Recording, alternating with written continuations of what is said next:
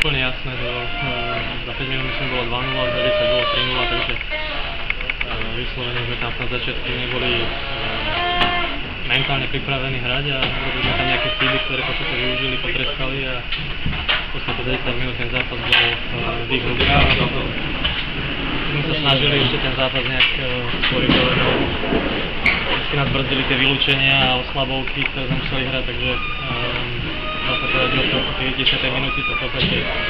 mali v rukách Košice. Napriek tomu ste mali dosť šanci, ale práve, že ste ich nepremínali v tých rozhodujúcich chvíľach, to vás zrazilo na kolena. No, tak v tých finálnych situáciách boli tam nejaké príležitosti, ktoré sme mohli naozaj využiť a zápas by sa určite vyvíjal inak, ale dneska nebol ten deň, kedy sme tie šance využili a boli tam možno aj nejaké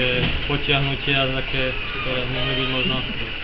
posúdené aj inak, ale bohužiaľ sa nestalo a hovorím, ten zápas v podstate sme 4 čas sme dobiehali vlastne. Na začiatok sezóny